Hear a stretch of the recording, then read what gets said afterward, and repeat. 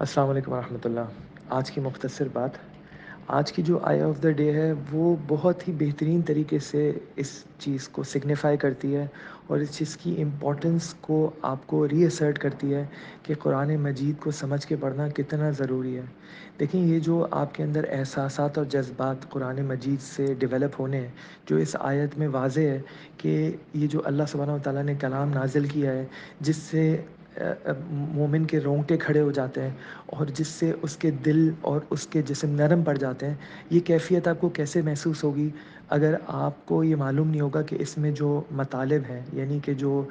کتاب متشابہ مثانیہ، وہ جو واقعات بار بار دہرائے جا رہے ہیں مختلف اسلوب میں، ان واقعات کا مطلب کیا ہے؟ جب آپ کے اوپر قصص النبیین گزرتے ہیں، جب آپ کے اوپر اللہ سبحانہ و تعالیٰ یہ کیفیات کھولتے ہیں، جیسے کہ پوری سورہ زمر جو ہے، یہ ایک پورا ایک ایموشنز کا سیلاب ہے۔ اس کے اندر ایک بہت زیادہ، یعنی کہ آپ سمجھیں کہ کیفیتیں ڈیولپ ہوتی ہیں اگر آپ کو اس کے میننگ سے آپ فیملیئر ہیں تو یعنی خاص طور پہ آپ اس جو رکوع چل رہا ہے، آپ اس سے 3-4 آیتیں پہلے کی دیکھیے گا، 3-4 آگے کی آیتیں دیکھیے گا، تو آپ کو یہ محسوس ہوگا کہ ایک ایموشنز کا سیلاب ہے جو امڑ آئے گا، یعنی کہ واقعی میں ایسا محسوس ہوگا آپ کو کہ آپ کا دل جو ہے نا وہ بے چین ہو رہا ہے، آپ کا دل چاہ رہا ہے کہ آپ تھوڑی دیر رو لیں۔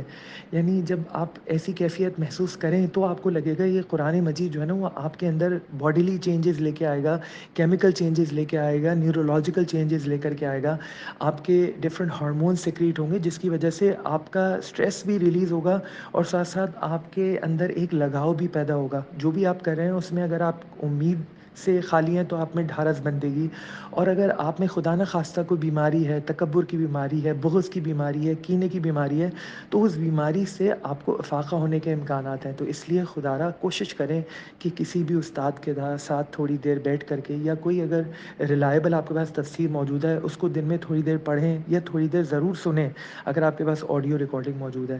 اس طرح سے قرآن مجید کو جب ہم پڑھیں گے، محسوس کریں گے، تو ہمارے اندر ضرور اللہ سبحانہ و تعالیٰ ہمارے لیے ہدایت کے دروازے کھولیں گے، اور ذالک ھدی اللہ یہدی بہ من یشاء کا یہی میننگ ہے۔ میں اگر اس کی تھوڑی تلاوت کر کے آپ کو بتاتا ہوں تو تھوڑا مجھے نہیں پتا کہ آپ کو اس کے جذبات محسوس ہوں گے یا نہیں، لیکن جب آپ ایسے پڑھیں گے تو امید ہے کہ آپ کی تلاوت میں بھی اس میننگ کو آپ ریفلیکٹ کر سکیں گے۔ بسم اللہ الرحمن الرحیم۔ اللہ نزل احسن الحدیث کتابا متشابہا مثانی تقشعر منه الجلود الذين يخشون ربهم ثم تلين جلودهم وقلوبهم إلى ذكر الله ذلك هدى الله يهدي به من يشاء ومن يضلل الله فما له من هاد۔ صدق اللہ العظیم۔ دیکھیں، اگر یہ جذبات میں کمیونیکیٹ نہیں کر پایا تو ہو سکتا ہے اس کی وجہ یہ ہو کہ میں اس میننگ کو انکیپسولیٹ نہیں کر سکا، لیکن اس میں لازماً میری خطا ہے۔ ایسے قراء حضرات بھی ہیں کہ جب آپ ان کی قرأت سنتے ہیں، تلاوت سنتے ہیں، تو اگر آپ عربی نہیں بھی جانتے تو بھی آپ کے اندر ایک ایموشنز جو ہے نا وہ ڈیولپ ہوتے ہیں۔ لیکن قرآن مجید کی واقفیت اور آگہی، جو اللہ سبحانہ و تعالیٰ فرمانے کہ احسن الحدیث ہے، بہترین کلام ہے، اگر ہم اس کو نہیں سمجھ پا رہے تو یہ تو ہماری کوتاہی ہے نا کہ ہم اپنے خالق جو بات ہم سے کرنا چاہ رہے ہیں، جس کے لیے اس نے کتنے انبیاء کو بھیجا، اور پھر خاتم النبیین محمد رسول اللہ صلی اللہ علیہ وسلم جو کہ تاجدار کائنات ہیں ان کو بھیجا، ان کی بات کو بھی ہمیں سمجھنے کے لیے اگر ہم لینگویج بیریئر محسوس کر رہے ہیں آج کل کے دور میں، آج کل کی ٹیکنالوجی میں، جب کہ